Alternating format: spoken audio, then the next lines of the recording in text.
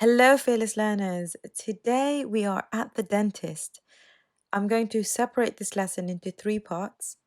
The first part is making the appointment, then when you arrive at the dentist, and then what do you say when you're talking to the dentist?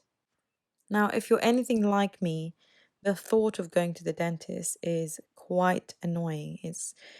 It is daunting, it is scary, I don't like it. Now, what would make it worse is if you didn't know how to communicate and talk to the dentist. Imagine that. So today we're going to learn how to communicate beautifully at the dentist. Let's get started. So the first part is making an appointment. The first sentence, very simple. When you're calling, can I make an appointment to see the... And so there's lots of different reasons you might want to see the dentist, but I'm just going to go through three. I want to keep it simple. So, can I make an appointment to see the dentist? So, if you want to see the dentist, then you can say that. But then there's a second one, which is a dental hygienist. Their job is to clean the teeth and to make sure that they help you prevent any gum disease problems with your teeth in the future. So there's that. I usually like to go to the dental hygienist every 6 months. Now, I learned this when I was in the US. This is something very common there, but it isn't very common in the UK.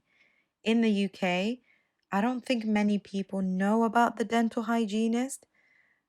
Either that or I didn't know about it until I went to the US. In the US, everyone goes there.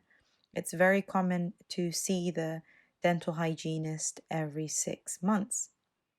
Now, the last one is, can I make an appointment to get a checkup? So you could say, can I get an appointment to get a checkup? Or you can say, I'd like a checkup, please. So a checkup is, there's nothing wrong with you, but maybe you just want to make sure that everything is okay. So you just want to go in for a checkup. The next one is at the dentist.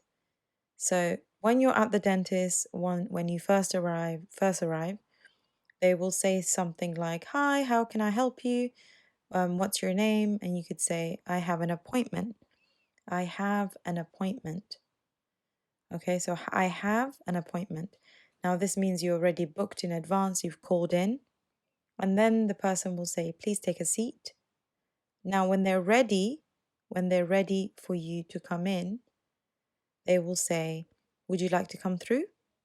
Or they'll say, like, they call out your name, say Mr. Smith or Mr. Ahmed, and then you get up and they say, "Would you like to come through?" And you just go through that. That means just come into the room. It's not really a question, it's more like come through. Come and and see the dentist. Right? So very simple. Now the final part is talking to the dentist. And so some of the things that the dentist might say to you is, when did you last visit the dentist? Now, you could say, I visited the dentist 6 months ago. I haven't been for a very long time if you haven't gone. And then they'll ask you, have you had any problems? So this is to say, are there any specific things that you're worried about? So you could say, I've got a toothache. I've got a toothache.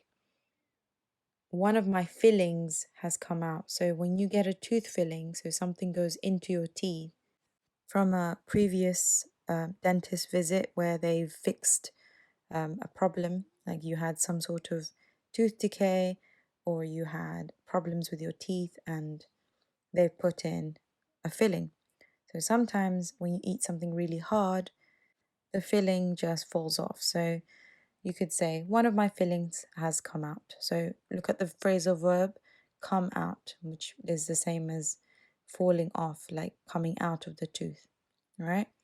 So the next one, I've chipped a tooth. I've chipped a tooth. So again, you could have eaten something really hard that's broken off a little bit of your tooth. So it's not the whole tooth, it's just a tiny bit of the tooth. We say chipped. I've chipped off. So I've chipped a tooth. So you might have fallen and a little bit of your tooth breaks. All right. Again, you can say to the dentist, I'd like a checkup. So there's nothing wrong. Everything is A-okay, and I'm just here for a checkup. That's it. Well, there you go, fearless learner. We've finished the lesson, but now it's up to you to go and practice these sentences with a speaking partner. I'll see you in the next lesson. Bye.